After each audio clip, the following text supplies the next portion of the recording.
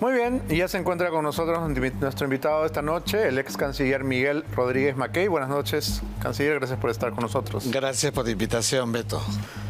Quisiera comenzar con una definición de este conflicto, porque vemos que los migrantes en su gran mayoría están del lado chileno, ¿no? Y de alguna manera Boric ha tratado de zafar el bulto y endilgarnos o endosarnos el problema a los peruanos. ¿Hasta qué punto esta crisis genera un problema diplomático entre Chile y el Perú? ¿O hasta qué punto se puede resolver diplomáticamente? Ya. Yo creo que lo primero que tenemos que tener claro, este informe es estupendo, ¿eh? De acuerdo. Nos está diciendo algo muy claro, ¿no? Creo que el televidente está en la nebulosa, porque si salen de Chile y no ingresan a Perú, ¿dónde están? Es lo primero que tenemos que tener claro desde el derecho internacional, Beto. Y esto es muy importante porque si salen de Chile y no ingresan al Perú, están en lo que antiguamente se llamaba una suerte de terra nullius. ¿Qué es eso? Tierra de nadie. Exactamente, una tierra de nadie. Pero no es tierra de nadie.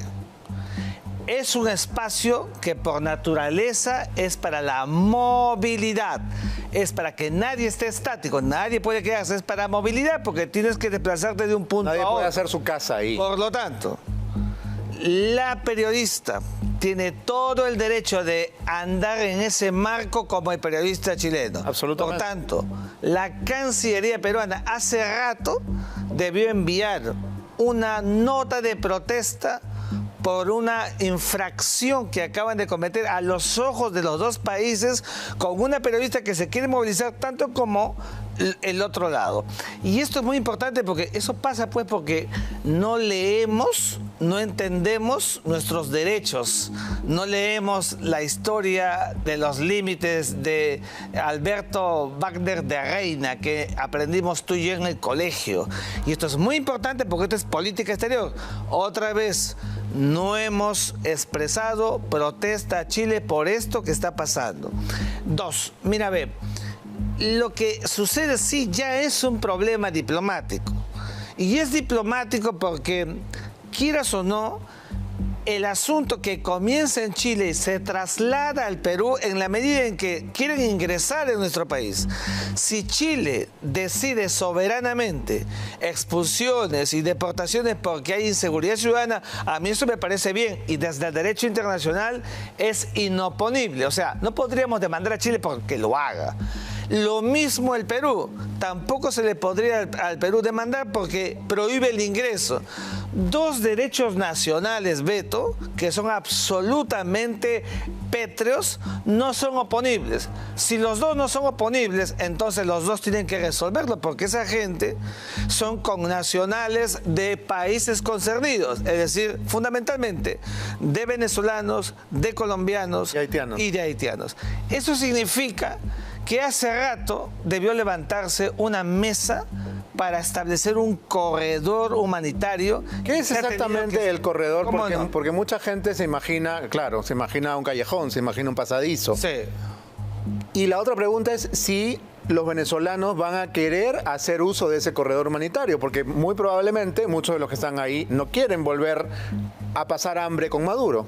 Claro, pero acuérdate que los testimonios de ellos, las declaraciones de ellos que quieren llegar a su país, como no pueden volar porque no tienen alas y porque están allí, entonces, ¿qué se tiene que hacer? Cada uno de ellos va a ser registrado, empadronado, se le sube a buses, se forma un convoy, se establece una ruta que es el corredor humanitario.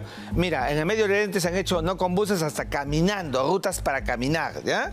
Y esa ruta protocolizada, en este caso un convoy con militares o policías que llega hasta la frontera de Ecuador, y en Ecuador, sobre la base de una negociación previa donde debe estar también en la mesa Ecuador y también Colombia, lo mismo, pasan al lado ecuatoriano, terminan en Ecuador y pasan al lado colombiano hasta llegar a la frontera colombo-venezolana. Esto esto por un principio, el principio de reciprocidad internacional migratoria. ¿Qué significa eso? Acuérdate, cuando salieron de la dictadura del régimen de Nicolás Maduro, ¿acaso no vinieron para Perú primero por un corredor colombiano y luego ecuatoriano? Esa reciprocidad yo no veo que la han activado, porque no leen, porque no están mirando la doctrina del derecho migratorio internacional que per se nos asiste. Entonces, este problema debería haber acabado ya, levantando el teléfono, llamando al canciller Van Cleveren, la canciller del Perú, y decirle, tenemos que ser pragmáticos. El derecho internacional, la diplomacia, no son solamente teorías, es pragmatismo, Beto. Y entonces, yo creo que nos hemos demorado, los chilenos se han puesto en su lado, la pugna, ya viste tú, ellos llamaron al embajador peruano, lo citaron a la Cancillería, nosotros también. Y estamos en esa ida y vuelta, mientras en la frontera, cuidado que puede pasar una desgracia. La mayor desgracia es que alguien muera, alguien fallezca. Queremos eso, estamos esperando que se atomice la relación bilateral o ante un problema que tiene carácter regional, porque esto es un carácter regional. Claro, lo más triste es que estamos hablando de una crisis generada por un agente exógeno. Nosotros tenemos una historia conflictiva, sí, pero en este caso no es un diferendo o un conflicto entre Chile y Perú. Vamos a escuchar las declaraciones de la ministra de Cultura, Leslie Urteaga, que ha tratado de hacer un llamado a tratar el tema evitando la discriminación y recordando que todos en algún momento hemos sido migrantes. Adelante. Total respeto de nuestra Constitución y de los derechos que corresponden a los migrantes también. Hay personas mayores de 70 años, madres, sí, bebés que están esperando pues por una salida, ¿no? Esperemos que esto llegue a buen puerto de acuerdo a las coordinaciones que se hagan a través de nuestra Cancillería. Y nosotros luchamos por un Perú sin racismo, un Perú sin discriminación, un Perú que pueda ser como lo es y aún más solidario, poniéndose en el lugar de otras personas. Nosotros también hemos pasado por un proceso migratorio hace mucho tiempo y nos han recibido en países pues en que también de pronto fuimos vistos en algún momento como quizás parte de un peligro, ¿no? Parte de la inseguridad.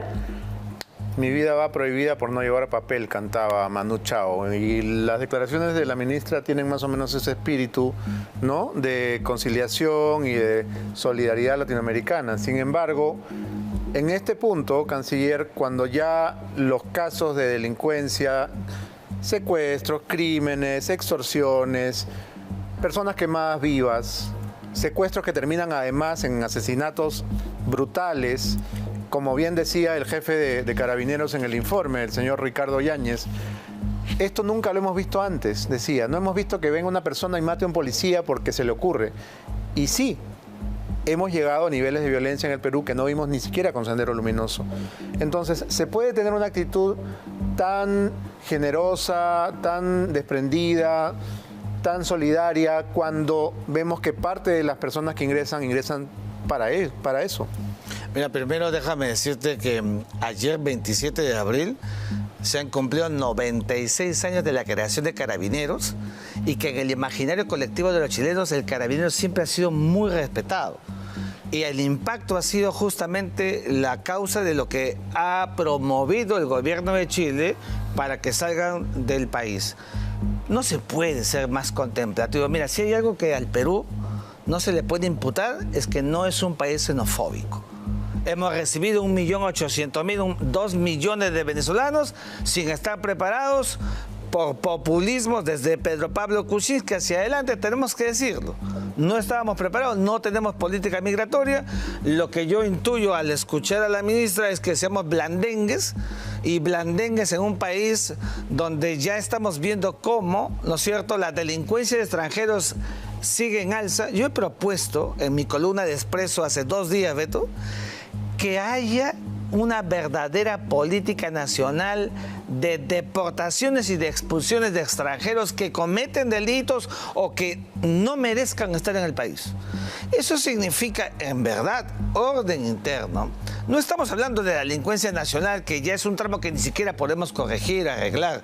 Pero en este asunto, mira, mucha gente, ya es un vox populi en Lima, tú te enterarás las extorsiones que hay, los celulares que roban, los feminicidios. Claro que sí. Eso debe suponer rápido una política de Estado. Yo pensé que cuando salieron a hablar de un estado de emergencia, era para un estado de emergencia respecto de la delincuencia. Una declaración lírica de la presidenta Boluarte que no ha llegado a nada concreto.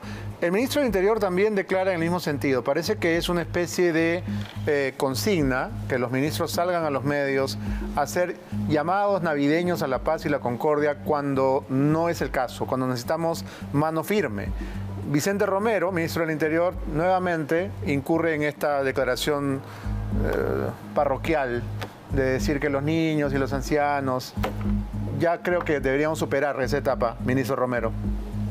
Que nos preocupa del gobierno de los niños, las niñas, personas ancianas y algunas personas que son sumamente vulnerables. Nuestro gobierno ha aprobado importantes medidas para garantizar la seguridad de todas las personas en nuestras fronteras y así poder facilitar la regularización, especialmente de los extranjeros que ingresan al país. Mayor cantidad de flujos de que quieren ingresar ilegalmente se produce en la noche. Entonces ahí tenemos que regular el trabajo, pero las Fuerzas Armadas apoyarán más o menos como un promedio de 300 personas aproximadamente ya a partir del día de hoy. Vamos a ver la diferencia existente entre la declaración poética que acabamos de escuchar y la del subsecretario del Ministerio del Interior de Chile, Manuel Monsalve. Adelante. No queremos que a partir del fenómeno migratorio el control de esta crisis la tomen eventualmente grupos de personas dedicadas a crímenes organizados. No queremos que aquí se genere un punto para el tráfico ilícito de inmigrantes, ni para la trata de personas, ni para que lleguen coyotes a cobrar por trasladar o traficar personas. No queremos que a partir del fenómeno migratorio el control de esta crisis la tomen eventualmente grupos de personas dedicadas a crímenes organizados. No queremos que aquí se genere un punto para el tráfico ilícito de inmigrantes, ni para la trata de personas, ni para que lleguen coyotes a cobrar por trasladar o traficar personas. Y por tanto el control lo vamos a ejercer. Y por tanto vamos... Bueno, esta es una autoridad del interior. El señor Romero parece más un curita de pueblo, ¿no? La verdad es que necesitamos firmeza. Quiero volver al tema del corredor humanitario, ex canciller, porque un corredor de Tacna a Tumbes son 2.400 kilómetros. De ahí al Ecuador, centenares de kilómetros más. ¿Cómo podría ser viable este convoy de ómnibus, carros policiales, ambulancias, personal de migraciones? ¿Cuánta logística y cuánto personal haría falta? ¿No sería más fácil que Maduro mande un avión y se lo lleve? No lo va a hacer. Primero porque el corredor aéreo, el puente aéreo es caro. Cuando yo digo protocolizado, es que justamente es una ruta donde tiene que haber una parada, van a pernoctar y deben de continuar. No es un viaje sin parada con gente, con niños y con menores. Hay todo un proceso para hacerlo. Tiene su costo, pues, pero... ¿Cuánto costó? Digamos, no tenemos acá las cifras, pero... No tengo las cifras. No estoy tan seguro de que sería más barato llevar un convoy de ómnibus, ambulancias, carros policiales y personal de migraciones que llevar un avión. Bueno, el pragmatismo, si hay una decisión ya en una mesa y se acuerda como que para que se flote un par de aviones o un avión, se puede hacer. Todo es posible.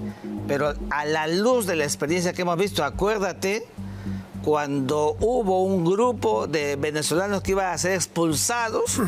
Era entonces Pedro Castillo presidente, va al aeropuerto y nunca salieron, era el canciller Oscar Maurtua, fue un papelón. Sí, claro, porque agarraron a cualquier venezolano en la calle. Pero además, ni siquiera en Venezuela los querían recibir. O sea, mira esa impronta. Entonces, lo que está pasando aquí es que si las cancillerías se sentaran y definieran de manera clara qué cosa es lo que se va a hacer para que puedan llegar al destino objetivamente, mira, con buena voluntad todo se puede hacer, pero las pugnas que estamos viendo no nos advierten nada, y mañana yo no sé cómo será esto, pero con una frontera que parece, yo te iba a preguntar dónde y cuándo comenzó la guerra, porque es una frontera militarizada. O sea, no responde al sentido normal de un espacio donde hay un problema migratorio, que es el sentido humanitario. Eso es lo que tiene que cambiar. Ex canciller, es la primera vez que lo entrevisto, me parece usted una persona inteligente y que sabe perfectamente su oficio. ¿Cómo puedo trabajar con Pedro Castillo? Bueno, porque yo soy un hombre valiente. Pedro Castillo recibió de muchos la llamada de que por qué no ensancha su gabinete. Y mucha gente de la derecha se acercaron y conversaron con Pedro Castillo. ¿Cuánto duró? Y nadie quiso sino aceptar. Yo acepté porque yo soy un hombre de Estado. ¿Cuánto duró? Estuve 45 días de canciller de la República y en 45 días hicimos lo que nadie hizo, corregir el problema con los saharauis, una vergüenza internacional, y potenciamos nuestra relación con Marruecos. Estábamos llevando adelante todo un proceso para activar la adhesión del Perú a la Convención del Mar, en la que no estamos. Ya que los menciona la congresista, Sigrid Bazán era una de las defensoras de la comunidad nómade saharaui. Sí, ya lo hemos visto. Ella defendía a esta comunidad. En verdad que poco se ha podido trabajar con esta señorita. ¿Cuáles podrían ser los motivos de una política peruana para defender a este país inexistente, imaginario? Es que tú lo estás diciendo. Como es inexistente, no hay ninguna política para hacerlo. Es una actitud fantoche. Lo engañaron al presidente. Yo le expliqué muy claro. Esa fue mi oferta cuando llegué a ser canciller del Perú, y me dijo, hágalo. Lo hice porque yo, cuando tengo poder, no me den poder, porque si yo lo tengo, yo ejecuto, yo hago, yo soy un hombre de acción. Y entonces lo hicimos. Y claro, cuando lo hice, la derecha se quedó callada. Ah, no, dijeron, Rodríguez Maquello es consecuente con lo que piensa. Pero cuando lo hice, la izquierda fue encima mío. Y te das cuenta cuando no se tiene una visión de Estado. Yo vengo trabajando con cancilleres, con presidentes hace muchos años. Yo me he formado en la Cancillería. Y cuando se me llamó para servir al país, lo hice con la frente en alto, tan alta como con la que yo salí de ser canciller. Y ahora que ve a Pedro Castillo preso, ¿siente que se ha hecho justicia con él o siente que la cárcel es injusta? No, yo creo que Pedro Castillo está donde está porque acometió una ruptura del régimen democrático el 7 de diciembre. Eso es inalterable.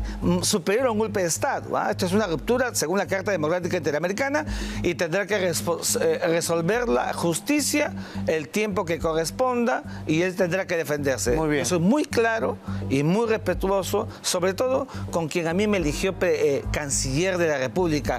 Su destino será el que le corresponde. Le agradezco que haya venido a este programa. Creo que es la primera vez que un ministro de Castillo viene a este programa. Gracias nuevamente. Le agradezco Hasta una mucho. próxima oportunidad. Beto, gracias. Tenemos que ir a la pausa.